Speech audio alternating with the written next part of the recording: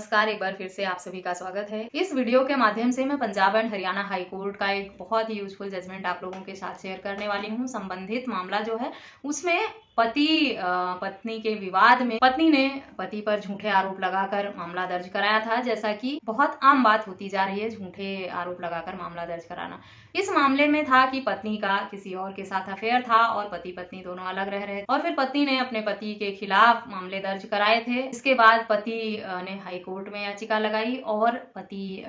High court ने निर्देश दिया कि पति के खिलाफ किसी भी तरह की कार्रवाई करने से पहले जो भी मामला दर्ज कराया गया है उसमें संभावित एफआईआर में पहले गहन जांच होनी चाहिए। उसके बाद ही पति के खिलाफ किसी भी तरह का मामला दर्ज होना चाहिए। होता क्या है कि पति पत्नी के बीच में अगर कोई तीसरा आ जाता है, चाहे पति की तरफ से हो या पत्नी की तरफ से हो, अगर दोनों के बीच में कोई अन्य व्यक्ति आता है तो उनके बीच में दूरियां बढ़ती चली जाती हैं, वो कम होने का नाम नहीं लेती हैं। ऐसे में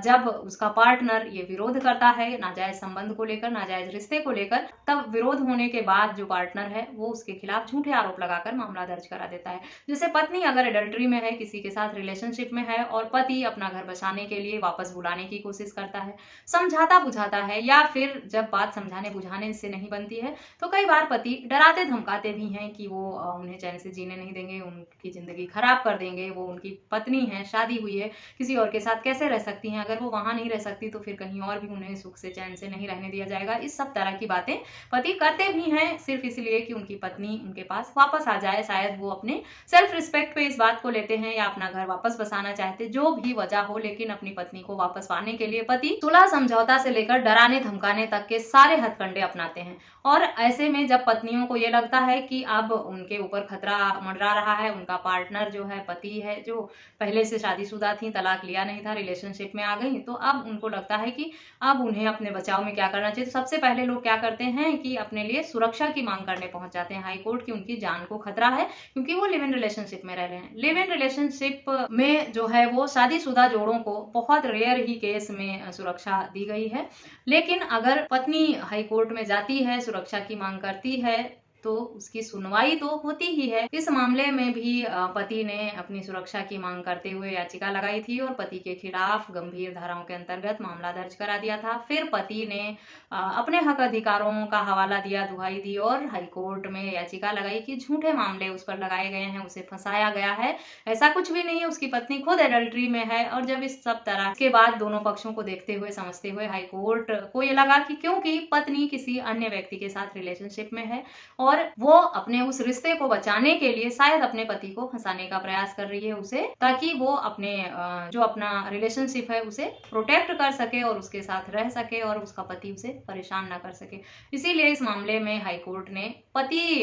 की तरफ जो है अपना रुख ज्यादा रखा और ये आदेश दिया कि पति के खिलाफ जो भी एफआईआर हुए हैं उस पर पहले अच्छे से जांच होनी चाहिए, उसके बाद ही कार्रवाई होनी चाहिए। कहीं ऐसा ना हो कि पति को झूठे और बेबुनियाद मामले में बेवजह घसीटा जाए और परेशान किया जाए, क्योंकि जब मामला एडल्ट्री का होता है तब कोर्ट को ये जरूर लगता है कि अपने दूसरे रिश्ते को बचाने के लिए जो अपना वैवाहिक जीवन है उसे लोग खराब करने का, फंसाने का या खत्म करने का एक बार भी नहीं सोचते हैं, क्योंकि वो उस समय एक ऐसे रिश्ते में होते हैं जहां उन्हें लगता है कि उन्हें बहुत प्यार मिल रहा है, बहुत अपनापन मिल रहा है और उन्हें अपना फ्यूचर, अपनी जिंदगी सब उसी अफेयर में ही दिखाई देता है, अपने शादीशुदा जीवन में नहीं। और इसलिए पतियों को राहत मिल भी जाती है। तो अगर आपके साथ भी इस तरह का मामला है कि आपकी पत्नी का अफेयर है और झूठे मामले दर्ज करा दिए हैं आपके खिलाफ आपको फंसाने के लिए, और आप क्वेश्चन में जाना चाहते हैं या अपने मामले को और अपने हक अधिकारों की गुहार हाई कोर्ट में लगाना चाहते हैं, तो ये जजमेंट आपके लिए बहुत यूजफुल होने वाला है। इस जजमेंट का लिंक आपको वीडियो के डिस्क्रिप्शन बॉक्स से मिल जाएगा, वहां से पढ़ सकते हैं, समझ सकते हैं